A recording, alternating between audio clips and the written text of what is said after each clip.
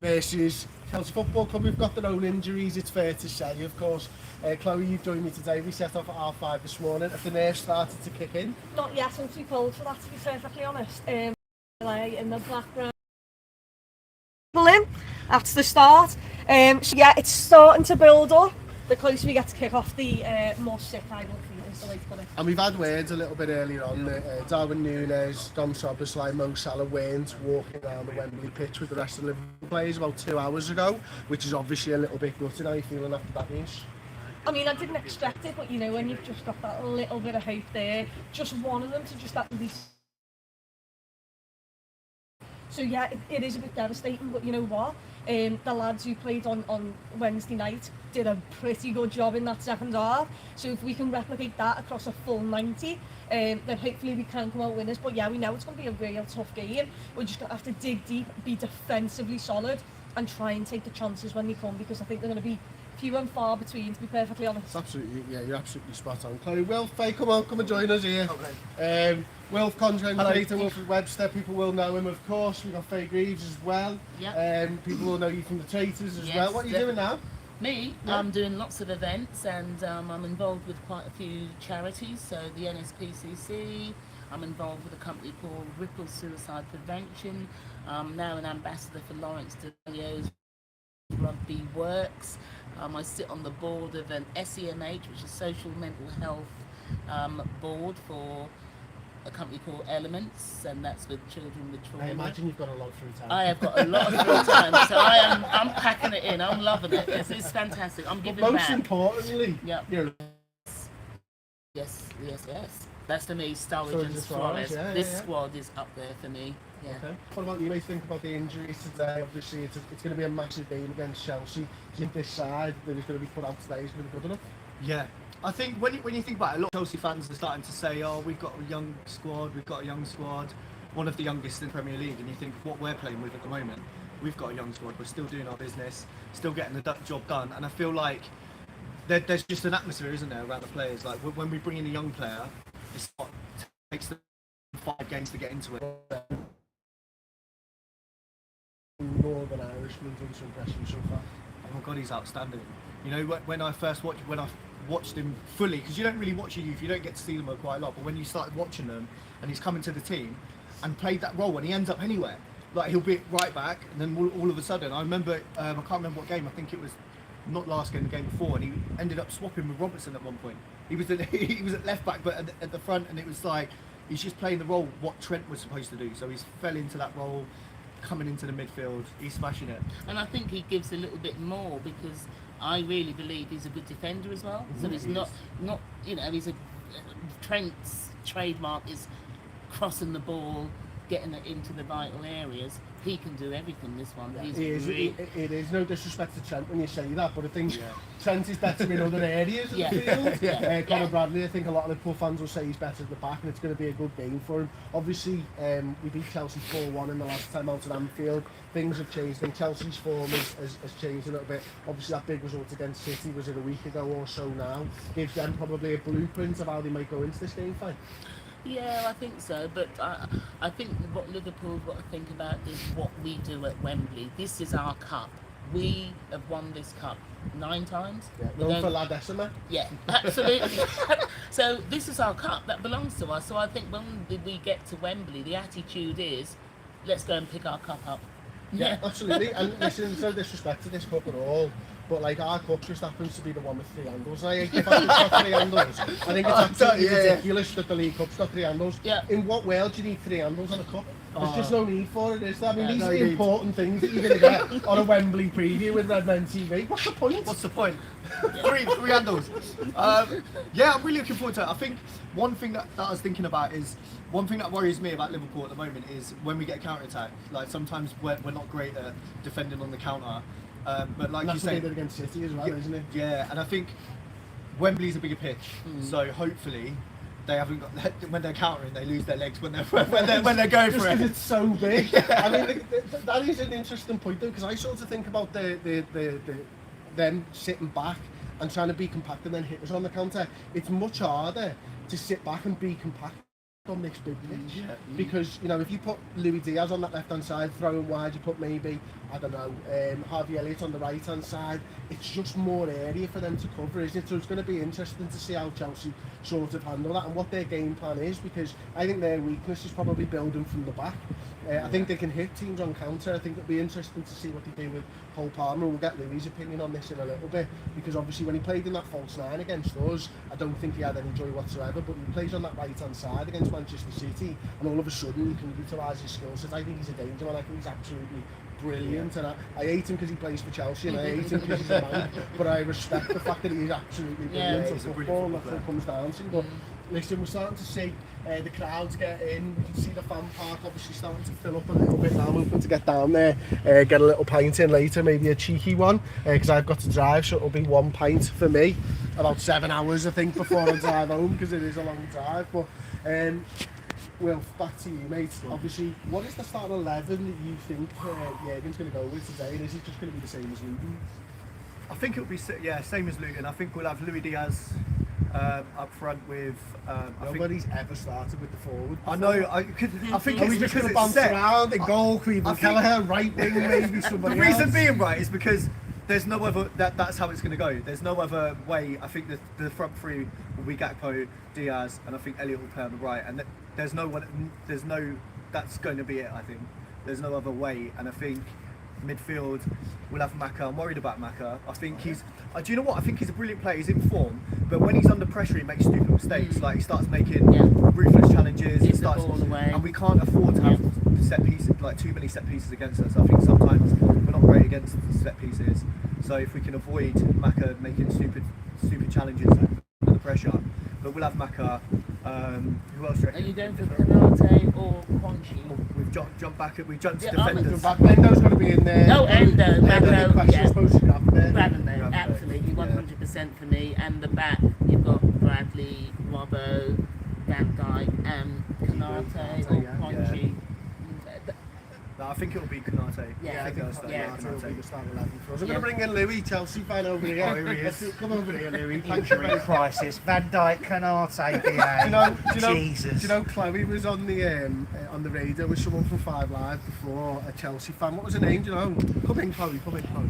I think her name was like Freya or something, right? And she said that Chelsea have had injuries since they won the Champions League. We've actually, I did the numbers. So 2019, it was like 2 weeks ago I did the numbers. Chelsea have had 254 injuries in 251 weeks.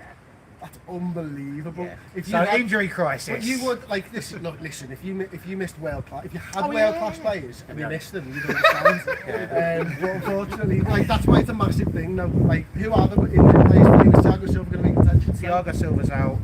Reece James is out. Does Thiago Silva help you? Because I think you sneakily improve. I think if we Chelsea was to play a 3, I think you definitely see a stronger Thiago Silva, a better Thiago Silva. But with a 4 at the back, I'm faster than him. So, maybe it's kind of a case of move him on slowly, get stuff going. You're going to see Cole will probably play alongside Axel Disasi. And it's all right. Disasi was brilliant against Manchester City. He's unbelievable. I think for us, it's a case if we play against City and we play against Villa in the Cup, I think we'll see a pretty strong team. But the problem is, I don't know who's going to turn. It could be that side will be the side which looks the one that's going to turn. You genuinely just don't know what to expect with Chelsea. What's it been like being a Chelsea fan this season? Because it must be just weird for you at the moment. And what's the general sort of thoughts around Richard Pochettino? I mean, you've seen the grades coming through, mate. It's 26. Is that the Chelsea thing? It's all Chelsea. It's not going well. I think, look, I don't speak for everybody. I think in terms of Chelsea right now, there's problems everywhere in terms of how the club's run all the way down. But Mauricio Pochettino, it's not his fault. He's not blameless in it. But I think that it is fairly split, and a lot of people just don't really know what's going on. And it's just a case of we go week by week, see what happens. We talk about this, this blueprint of what their portfolio, the Americans banging on about, how we're going to sign players under 21. We'll spend 40 million on Twiver off of Paraguay, and then from there it's just like, so yeah, it's fine, guys. They'll be great in the future. There's literally nobody to lead that team. But do you think winning a cup final will instill something in that side to get better throughout the rest of the season? It has to. It has to. If it doesn't, then we've got some serious issues. But I think it's these sort of games which young teams have if they can develop, learn from it. Like there have been this season. There has been a gradual progression, as much as it's been a little bit higgledy-piggledy in terms of that. But you know, I do think that if any team wins a cup final, it always helps. I mean, what was it? You know, when Mourinho came in 2004. All right. No, I'm not taking the mickey. But what I'm saying is, like he was saying about, you know, That was Mourinho's first trophy, and I've got a funny feeling it was against us. It was. Gerrard scored this absolutely amazing goal in his own net. But with that though, it was a case of that trophy always sets you up for the rest of the season. You know, and it's kind of been a thing which other managers have adopted. So for you, it'll probably help you win the league with this like whole horrible injury crisis you got going on. And with us, it's kind of a case of it will just help us get higher than 10th. So you know, everyone wins. Everyone wins. Chloe, for you, obviously you've heard the sort of Chelsea viewpoint now. What does that make you feel? Does it feel like they're confident? No, you maybe feel a lot better about yourself, to be perfectly honest. He's known me for nearly a decade. I'm never confident. Never. It's like, it just doesn't happen. No, look, he's got some star quality. I mean, Cole Palmer is ridiculous. You know, when he's paid 65 million for him at the start, I was like, wow. 40, but you know. Was it 40? Was it Yeah, on Horizon? No, it's 40 million. Wow, that's not That's bad. That's all right. So when he signed him for that much, I thought, oh, a bit of English tax on there, but he's actually like he's proper a boss footballer. He can cause us problems. You know, you've got Raheem Sterling who would love to get back at us for how many times he's failed to get back at us. You don't think so? No, he runs like a T-Rex, and that's all he does. Doesn't do anything else. Wonderful. Unless you you want to take an account of? I've got a long list here. To be fair, I could work through it here. You know. Nicholas Jackson, thoughts on him? No, he's like Solomon Kalou. It's great. I love him. Do you know what I really like? I like when we played Spurs. He just really to the middle. If we win today, I really hope he goes to the crowd and just get off his ball. You know, the old like, that's what I do. What's going on? Wow. Oh yeah! Wow. I mean, this is what happens when you have a manager who's been here for a long time. You fall in love with him and you get to understand him and you get things. I mean, Chelsea fans don't know because you sack him every 6 months. That's true. I can't say about that. A genuine question though. Like, which manager do you like as a fan base? Was it Mourinho? It was Conte in that first season, and I think a lot of people. Well, it depends. It's not like Thomas Tuchel. No, wasn't it Champions League? Yeah, I'm working through it. Yeah. What time is it? Just working out. No, Thomas Tuchel was definitely the last manager. There was a lot of unity around him then until he got sacked because Todd Bowley was playing 4-4-3. Is that why? We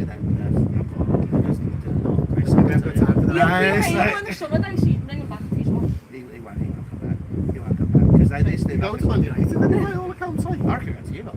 No, I don't want him. Do you know what I'd like to know about Chelsea? I'd like to know how much the injury play, like of their wages, right? How much they're spending on injury players' wages. Probably more than us. And we've got half as many players out. Oh no, we don't pay for it. Booper do. Pay for healthcare. So, who's your starting 11? I'm going. It'll probably be Petrovic and goal. Jordi Petri dish. Left back, we're probably going to see Ben Chilwell. Right back, will be Malo Gusto, who's been absolutely unbelievable this season. Great depth touch for Reece James. Levi Colwill, Axel Disasi. Middle three, we're going to see Caicedo, Enzo, and Conor Gallagher, because I think they want to have a bit of energy in midfield against you guys. On the right wing, it would be Cole Palmer. Down the middle, was going to have to be Nico Jackson, but I'd start him on the left. And probably Raheem Sterling on the left. Yeah, him on the left and Nico Jackson. Sterling came up against Conor Bradley last time and it didn't go particularly well, did it? We'll come back on to you both at the on this one. Where are the keys for the game for Liverpool? Who's got to step up if you're looking at it thinking, if we're going to win the game, this is the guy that I'm thinking about for McAllister for you. Yeah, honestly, truly, because the way he played in the Luton game, he was definitely man of the match, without a doubt, and he needs to put that same performance in today, and I think they're easy. I think if we dominate midfield, I think it's a really crucial thing. Like, we haven't got to worry about the wings. We're really good down the wings and crossing balls in. I think, but we need to stay stable in that midfield and keep bossing it really. And I think, like you said, McAllister, if he plays the same form as he did Luton, I don't think there's no chance that the midfield can get involved with I turned down to my mate at half time, so if we're going to win this game, we're going to turn it around. McAllister's going to be the guy, so I'm thinking exactly the same as you. And, you know, I'd like to be able to stand there and say, oh no, I actually think it's this player or something like that, but I do. I think McAllister's the key. I think he's such a clever player. 35 million quid's absolutely ridiculous. ridiculous for what type of player we've got. He understands that 6 role, he understands the 8 role, he's the bridge between the defence and the attack. If Liverpool are going to get something and win that midfield battle, McAllister has to come out on top over Casado and Enzo Fernandez. Those two lads, obviously we can't talk about a previous show here without talking about Casado, because obviously the team goes down in the summer, he wanted to move to Chelsea, 100 and whatever million pounds. You're 35 million for McAllister, we paid the rest of it. It's mad though, isn't it? But like, this isn't, his form isn't just down to him. He is a good football player at the end of the day, isn't he? And has he been as bad as maybe people from outside Chelsea think? I think he was quite bad at the beginning, but I think what's been good about him is, I think a good defensive midfielder you don't hear a lot about. They kind of do their job, and recently I've not heard very much, so that's always a bonus. He's been very solid. I think the one thing that's always hindered us at this season so far is, Pochettino will play players out of position. Levi Cole is an amazing centre, everyone knows that, but we're playing at left back. We've been playing, Caicedo on his own, but realistically he needs someone next to him. Enzo Fernandez is a side to play as number 10 in reality, better deeper. And we saw in the City game, we saw in the Villa game, when you play those players deeper, when you play them to their strengths, we see a much stronger side. So for me, I think it's kind of a case like this season. It's like I said, it's been a mess everywhere. It has been for the past 2 years, but gradually, I think I'm hoping, wood to touch wood, we're slowly getting there. I'm so glad there's no wood to touch. I'm so glad you didn't realise that tree right there was wood. No, tree, that doesn't count as a tree. Trees aren't wood until they're wood. This is tree, doesn't count. No, it's right. Doesn't there. count. You can't cancel it. You can't cancel it. Such shit. Louis, thank you so much, mate. Listen, thank you very much for joining us. I hope you have a terrible rest of your day. Thank you. Great life. So it's a long journey home for him. I'm going that way. It takes me 5 minutes. See you later. Yeah. While we come back over here, come join us over here.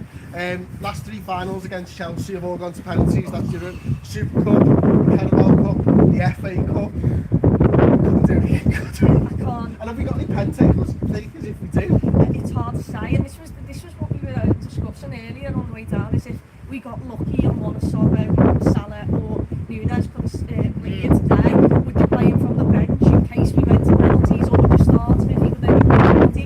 It turns out that he can't play anything, so there's no point in that. But I hate penalties, my heart can't be dealing with it again, so please just finish it in 90 minutes. I don't think Liverpool will penalty takers. No, I think don't. McAllister's probably it. Well, Do you know what? It's the Conor Bradley can probably take a penalty. Virgil can take a penalty. get Gomez a little goal as well. That'd be nice. I don't think it matters, because I was at the last game when we took the penalties 11-10 right behind the goal, and we scored all our penalties, and yet I wouldn't have thought half of them would have scored. I think no, it's true. Honestly, even our goalkeeper Canada, he scored as well. If it goes to I penalties, just can't deal with the anxiety though. I just can't just deal with it. Just deal with it. I don't want to do extra time. I don't want to do anything. Just do it. Yeah, I've got a 3.5 hour drive home later. I do not need penalties. And it's supposed to rain at 5 o'clock. If we can get the game done and dusted before there, get the trophy out, have a big celebration before the rain comes in, that's it. We've been at Wembley, that's been Wilf Webster, that has been Faggy, this has been Chloe Box, I've been Chris Page, there's Louis Beneventi from Chelsea. Thank you very much. Up the fucking Reds. Come on, lads. It's just lovely.